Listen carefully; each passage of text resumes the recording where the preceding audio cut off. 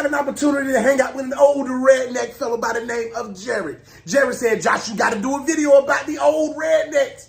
Hell yeah. 5 things I've learned from hanging with older rednecks. Number 1, when the party goes down, it's because the old heads allowed it to. Now, I've made a lot of videos about how rednecks hang out and how they go mudding and how they party, but I've never thought in my head, where the hell do they be having these properties at? How does this 23-year-old man have access to 300 acres? Enter Jared and his old redneck crew. See, when rednecks get older and they transfer to the upper level of redneckdom, they no longer party, they no longer mud, and they no longer get in fights. They allow you to use their property. See, the older rednecks are the coolest because they are the ones that allow you to have a good time with your friends, your family, without any drama, any problems. And if things do get physical, they are the ones that close those gates. And they say, what happens on the property stays on the property. Don't you go get them laws involved. That's a quote from Jared. Don't you get the laws involved. Jared said that. Don't you get them laws. He made sure he wanted me to repeat that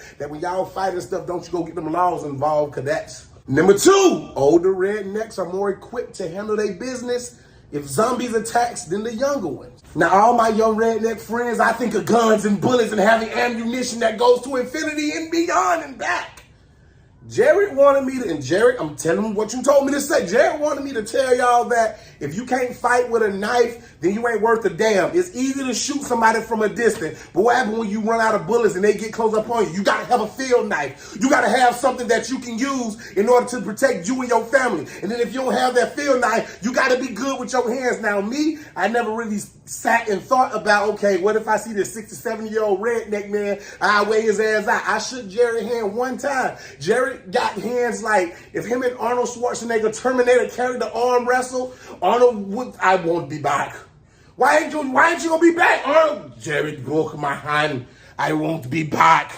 Number 3, older rednecks do not get jealous. Now, me personally, I found it kind of enduring that men then play about their women and their relationship, and they wanted the world to know that, hey, that there belongs to mine. Jared had a wife, and this redneck woman, you could tell she aged gracefully because she was looking real good in her jeans and her tucked-in button-down shirt.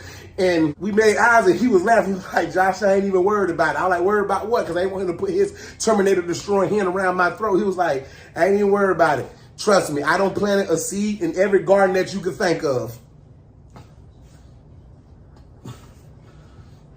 Older redneck men are not insecure. They are not jealous. So when you run into a gentleman that's an older redneck and he don't seem insecure or jealous at all, just know he probably don't drop more of his babies in that body than Nick Cannon got kids. Number 4, you work until you die.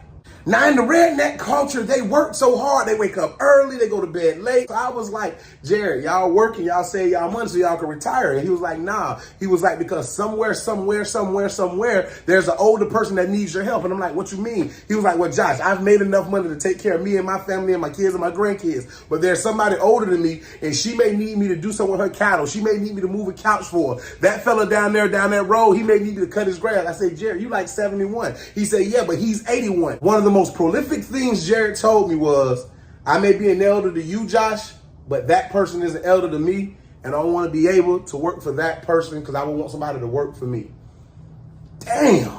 And number 5, Jared wanted me to tell y'all young rednecks, it ain't no way in hell y'all can drink like them. And I quote, tell those young points that ain't even real moonshine no more. They going to gas station and missing liquor. They ain't never drank moonshine straight from the bathtub. I said, Jared, what you mean straight from the bathtub? He said, walk into that bathtub, you put a cup in there, and you drink it from the bathtub. I don't care if it's clean or not.